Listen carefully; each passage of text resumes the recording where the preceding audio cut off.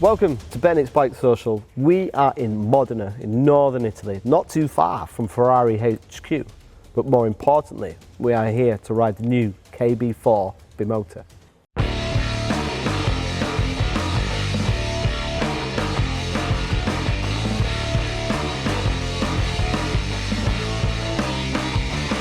Now, if you didn't know, Kawasaki own 49.9% of Bimota. So underneath here is a Kawasaki. Underneath here is a Kawasaki 1000 SX. I know it's pretty hard to believe, but this partnership that Kawasaki and Bimota have is very unique. Before, Bimota had to produce bikes with borrowed engines from Kawasaki or Ducati. Then they had to build the bike, then they had to get it through Euro regulations and etc. Which is very costly, very time consuming. They're developing their own fuel injection, they're developing all their own, right? It was just a nightmare, which is why Bimota always had problems. But now, they're in partnership with Kawasaki. So they've got this Aladdin's cave of parts that they can just grab and borrow. So what they've done is got the Kawasaki 1000 SX motor. So that's 142 horsepower. They've got the Kawasaki switchgear, they've got the Kawasaki clocks, the Kawasaki exhaust, the Kawasaki fueling. The headlight is off another Kawasaki, the tail light is off Kawasaki. Everything that needs to pass homologation is Kawasaki, which that means is a massive cost saving and a massive time saving, which then means Bimota can then focus their attention on what they do best, and that's making bikes go around corners, and that's what they've done here.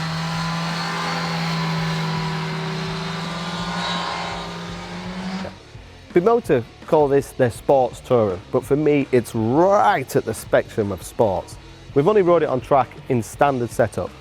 It has essentially, as I've said, the smooth engine of the Kawasaki SX, but then everything else is completely different to the Kawasaki SX. It's 40 kilograms lighter. It's a similar weight to a ZX6. It's near on a ZX6. It's got an incredibly short wheelbase, a really long swinging arm to get that traction control. They've moved the engine as far forward in the chassis as possible.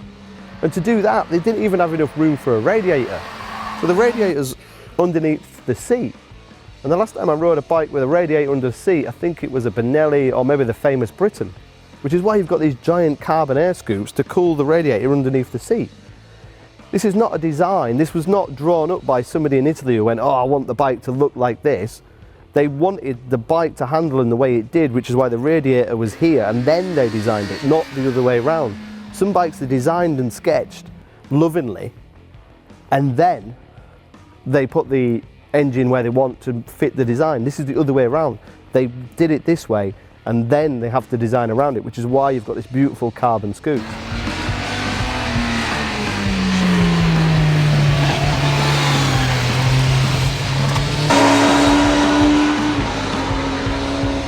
We've got all-in suspension, we've got Brembo brakes. It's running the same rider aids and the same traction control as the SX. But the difference is this bike accelerates faster and it stops quicker. So the parameters and the algorithms that they use are different, but essentially it is the same. We've had the opportunity to ride here in Modena, which is quite a tight and quite twisty track. But that has really highlighted how light and how agile this bike is. It's also really, really friendly. It's got really smooth power delivery. The ABS, the cornering ABS, you can feel it working. It gives you that kind of safety net, kind of safety feeling. This isn't an out-and-out radical sports bike, but it is right at the spectrum end of sports, not touring. It is for me.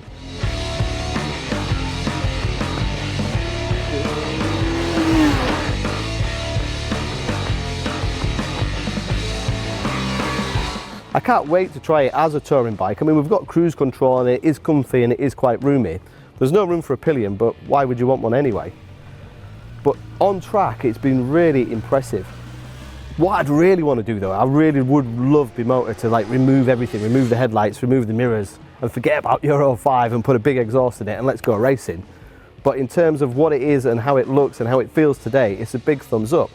The only downside is the price, which is £30,000, which is a lot of money. And let's not get that wrong, that is a lot of money. If I found that underneath the sofa, it'd be a good Christmas. But you can see where that money's gone. It's not gone on like trinkets and Pro Bolt and titanium bits. It's gone on engineering, it's gone on design, it's gone on quality components. Everything here from upwards is carbon fibre. The seat is real leather. It is finished to a high quality, which is why it's £30,000. It's not a dressed up Kawasaki SX. It's just got the engine. It's just got the Euro 5 Plus engine. Everything else is Bimota and done to a very high standard. Looking forward to riding this bike on the road. That'll be the next test of this bike when we can get it on the road, and hopefully in the future we can try the naked version too.